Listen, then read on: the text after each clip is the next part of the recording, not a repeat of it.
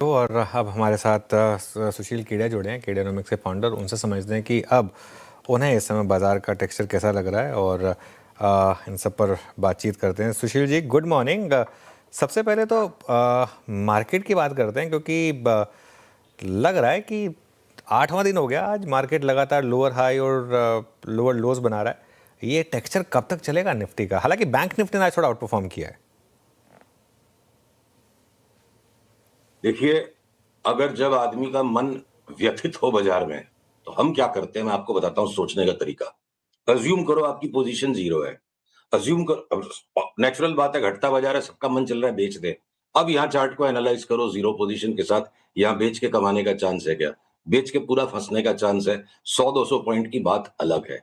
तो हम निफ्टी पे ट्रिगर करेंगे कॉल जिस दिन ये ऊंचा बंद दे देगा। वो आज भी हो सकता है, आज के रोल ओवर के बाद कल भी हो सकता है। तो निफ्टी, बैंक निफ्टी अपनी पहले ही बात हो चुकी है, रेगुलर पैटर्न्स को फॉलो नहीं करेंगे। वो फिबोनाची का 61% देख लिया, ट्रेंड लाइन देख लिया। निफ्टी और बैंक निफ्टी बड़े आड़े तिरछे मूवमेंट्स करेंगे, थप्पड़ मार मार के बार बार पैसे लेते रहेंगे। मलाई मोटा पैसा स्टॉक्स में है, अलग अलग सेक्टर्स में है। निफ्टी भी कोई यहाँ से ज्यादा घटना नहीं चाहिए। और अनुज, इन पासिंग बता दूं, मैं आपको पहले तो चार्ट दिखाने वाला था, नेक्स्ट वीक दिखाऊंगा। हमने कॉस्पी, ताइवान, हांगसेंग के साथ रेशियो चार्ट्स प्लॉट किए निफ्टी के रिलेटिव परफॉर्मेंस। तो मुझे कहने में कोई संकोच नहीं है, 2 साल के पर्सपेक्टिव में कॉस्पी के सामने निफ्टी 50% आउट परफॉर्म कर जाए। कभी किसी ने सोचा था कि कॉस्पी के सामने निफ्टी इस कदर अंडर परफॉर्म कर जाएगी लास्ट 1 साल में? तो देखिए इसका क्या रैशनल हो सकता है। रेस के मैदान में दौड़ने वाले कुछ घोड़ों को पीछे रख लिया जाता है, जिससे कि उन पे दांव इतना कमजोर लगे, जो गोरे की इतनी सेलिंग होती जा रही है। हो सकता है एक नई भगदड़ मच जाए यहाँ। 25% कॉस्पी डाउन, 25% निफ्टी अप अगले 2 साल में बिल्कुल पॉसिबल है। मैं 2 साल सावधानी के लिए कह रहा हूँ। और एक बात, अगर ये बाकी सारे ग्लोबल मार्केट्स टॉप ही लग रहे हैं, डॉलर इंडेक्स बढ़ जाएगी लग रहा है, और ये लग रहा है सारे वर्ल्ड के मार्केट नीचे आ जाएंगे। अपनी जब 26,000 निफ्टी फर्स्ट टाइम आई थी, तो बात हुई थी भारत में पीपी वाटरबॉल्स वाली सिचुएशन हो गई है। वो एस&पी पे भी बन रही है। जीरो रेवेन्यू वाली कंपनियां $10-10 बिलियन के वैल्यूएशन पे आईपीओ लाने की तैयारी में लगी हैं। तो वो टॉप आउट हो रहा है, पीपी वाटर बॉल्स वहां बन रहा है। अगले महीने 2 महीने में जब तक वहां पीपी वाटर बॉल्स बने, ये ग्लोबल तेजी का जो फिनाले है, इसका शो स्टॉपर निफ्टी बन जाए और यहां से अगले 1.5-2 महीने में निफ्टी कोई बड़ा आउट परफॉर्मेंस दे दे, ये बिल्कुल संभव है। हम सबको अपनी सीमित बुद्धि से ऊपर उठ के बाजार के साथ चलना पड़ेगा। अपनी बुद्धि के ऊपर में जोर लगाते रहेंगे, टाइम पे सौदा बिगड़ जाएगा। नहीं, लेकिन दिक्कत क्या है कि सुशील जी, क्योंकि देखिए सारी वर्ल्ड मार्केट आप देखिए, नैस्डैक, डाउ इतना आउट परफॉर्म कर रहे हैं, बाकी सारी मार्केट इतना अच्छा चल रही हैं, और यहाँ पे चार्ट तो नहीं बता रहे हैं कि इंडियन मार्केट में हल्की सी भी स्ट्रेंथ है, और आप इतना पॉजिटिव व्यू ले रहे हैं। देखिए, जो हो चुका जो हो चुका उस पास्ट से निकल के आपको आने वाले फ्यूचर पे दांव लगाना, स्टॉक मार्केट उसी को पैसा देता है। तो जो आप बता रहे हो तो हो चुका है। और आने वाले समय में मैं दांव किस बेसिस पर लगा रहा हूं? अगर निफ्टी को यहां से भी घटते ही जाना है, तो मुझे 150 ऐसे स्टॉक्स तो दिखने चाहिए ना, जिनके अंदर में शॉर्ट करके 20-25%, 10-12% कमाने की जगह है। बहुत सिलेक्टिवली बीच बीच में थोड़े थोड़े शॉर्ट्स आते हैं। अब टाइटन शॉर्ट किया, कल उसका short cell signal square of हो गया। अगर आपने हेल्थ केयर के स्टॉक्स को शॉर्ट किया, सबके अंदर में इंटरिम टेक प्रॉफिट आ गया। तो ये बीच बीच में जो शॉर्ट्स की भी जो रैली स्टार्ट होने वाली, बॉस्ट ने इतना करेक्शन दे दिया, अब यहां से वापस 25% नया बढ़ने की बाई का सिग्नल आ गया। तो इंडिविजुअल स्टॉक्स की चार्ट्स और निफ्टी की चार्ट टुगेदर एडअप नहीं करी। अगर मैं निफ्टी की चार्ट को नहीं देखूं और स्टॉक्स की चार्ट क्लैरिटी दे रही है, हम अभी उस पर दाव लगाएंगे जब निफ्टी में रिवर्सल आ जाएगा। आपकी बात बिल्कुल ठीक है कि दिख नहीं रहा है चार्ट पे, इसीलिए भी हम निफ्टी पे दाव नहीं लगाएंगे। तो 2 दिन ऊपर बंद आते सबका दिखना चेंज हो जाएगा। चलिए, अब फिर स्टॉक स्पेसिफिक बात करते हैं। बीएससी, ये करेक्शन पूरी हुई क्या, और यहाँ से अब क्या व्यू रहेगा आपका स्टॉक पर? तो हमने 1975 तक जाने की नीचे जगह की बात की थी, पर उसके पहले ही इसने अपनी डाउन ट्रेंड लाइन को तोड़ दिया है। अभी भी 1975 को रूल आउट नहीं कर सकता। कभी अचानक मार्केट में बॉक्सिंग मैच आ गया, 100 रुपए की जगह रखिए। तो आधा माल हमने लेने के लिए अपने निवेशकों को सलाह कल ही दे दी। और जब 2300 आपसे हमारी बात हुई थी, वो क्रॉस होगा, उसके बाद आप चाहे लिवरेज पोजीशन लो। पर अब संभावना बनती है 100-200 रुपए की जगह रख के बात करनी चाहिए। मैंने पिछली बार आपको दबी जबान में कहा था बीएससी का अगला पड़ाव 3500 होगा। मुझे लगता है 4200 भी हो जाए तो बड़ी बात नहीं है। पर हाथी को टुकड़े से, फॉर्क एंड नाइफ के साथ टुकड़े टुकड़े करके खाएंगे। बीएसई में बहुत बड़ी तेजी दोबारा बनेगी। The best is yet to come. इसके अलावा और कौन सी बड़ी कॉल्स हैं आपकी इस समय? पहले बड़े स्टॉक्स की बात करते हैं, उसके बाद थोड़े से मिड कैप की बात करेंगे। तो देखिए, ट्रेंड जिसका जिसका ऐसा रंग ढंग पहले एक टाइम पे बन गया था कि किसी को बोलो मुनाफा वसूल कर लो तो बड़ी अजीब नजरों से देखता था, और अब ट्रेंड का नाम किसी की जबान पे नहीं और उससे चुपके से बाई सिग्नल दे दिया। तो हमारे यहाँ पे ऑलरेडी ये रिकमेंडेशन हो चुका है कि ट्रेंड का अगला पड़ाव 9,000 सोच के चलते हैं, टुकड़े टुकड़े में काम करना है उसको भी, और क्या पता 9,000 के बाद भी रिवीजन आ जाए 13-14,000 की। तो मैं ये निफ्टी के प्रपंच में पढ़ूं इसी वक्त, तब ट्रेंड जैसा stock, high quality company, high quality stock जिसपे फंडामेंटल टेक्निकल हर तरह की दीवानगी पहले हो चुकी है, मुझे लगता है वो दौर लौट के आएगा और पिछली बार से भी ज्यादा बड़ा सैलाब बन सकता है। तो ट्रेंड में फिलहाल बाई है, स्टॉप लॉस रखना होगा।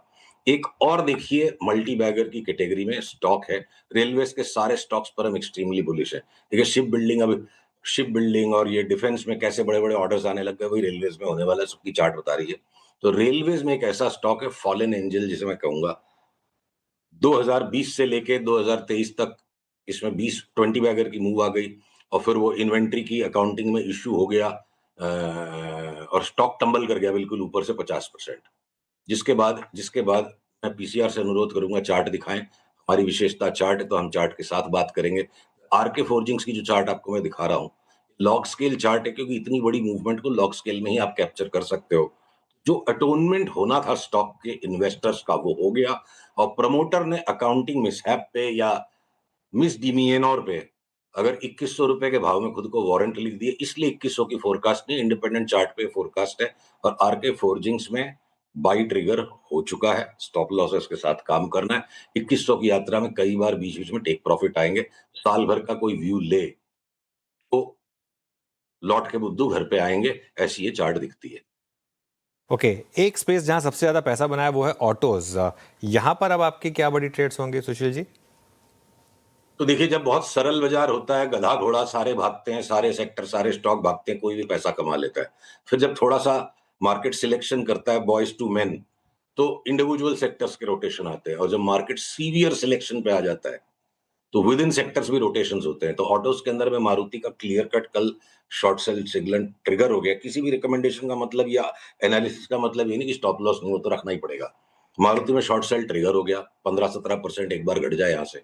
और वहीं पे आपके टाटा मोटर्स और बजाज ऑटो में फ्रेश बाइज है। हाँ, तो आपके अगर हीरो मोटो को आप घटने को ही तैयार नहीं है, वो कभी भी रेंज ब्रेकआउट दे देगा।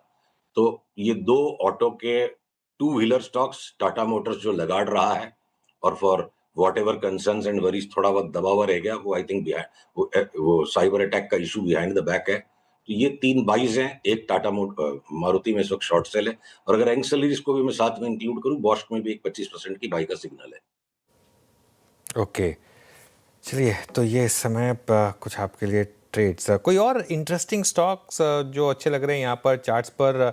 और एक ट्रेंड पे मैं थोड़ा सा इंटरेस्टिंग था, आप सीधा डबल का कॉल ले रहे हैं, उसके अलावा 1.5x का भी कॉल ले रहे हैं, और इतना बड़ा व्यू। तो जैसा है, हमारा कुछ भी नहीं है। कई लोगों को बड़ी आपत्ति होती है 50% ऊपर 50% नीचे कैसे बोलता है। अपने अहंकार को रख दो वेस्ट पेपर बास्केट में।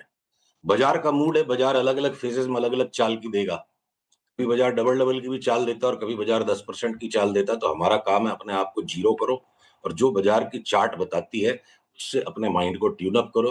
तो कोई आश्चर्य, कोई विस्मय, कोई निराशा का कोई मतलब ही नहीं, किसी इमोशन की कोई जगह नहीं है। तो हम तो, कोई डर नहीं है, कोई भय नहीं है। जो चार्ट बोलती है हमने आपको बोल दिया। वो कैसे क्या स्टोरी बनेगी, वो स्टोरी बेस्ड विश्लेषकों का काम है, स्टोरी के नरेशन का काम जब आएगा तब होगा। और बहुत सारे इंटरेस्टिंग स्टॉक्स है, कोई लिस्ट की समस्या ये है, स्कैरसिटी की समस्या नहीं है, abundance has become a problem. अगर आज ब्लिस जीवीएस में एक बाई सिग्नल आ गया, सोना बीएलडब्ल्यू में बोलता हूं डबल हो जाएगा। प्रमोटर का अंतर ध्यान हो गया, कंपनी में इतनी सारी स्क्वाबल्स हैं, बट बहुत रॉक सॉलिड मैनेजमेंट। और एक्चुअली प्रमोटर तो सामने सिर्फ एक फेस बचा था, वर्ल्ड के सब बेस्ट इन्वेस्टर्स इसमें लगे हुए हैं, जिनके टॉप मैनेजमेंट में भी लोग हैं। चार्ट बहुत बढ़िया है सोना बीएलडब्ल्यू की। हाँ, तो अगर मैं ओला इलेक्ट्रिक के अंदर, हमने निचले स्तर से जब घूमा था सिग्नल पकड़ा था, पर अपने इन्वेस्टर को बोला था हम हायर बॉटम पे काम करेंगे, वो हायर बॉटम बन गया। अब यहाँ से 100 रुपए तक की चाल अगर ओला इलेक्ट्रिक में शुरू हो चुकी है, तो हम उस पे चलेंगे, निफ्टी की परवाह कैसे करें इस पे?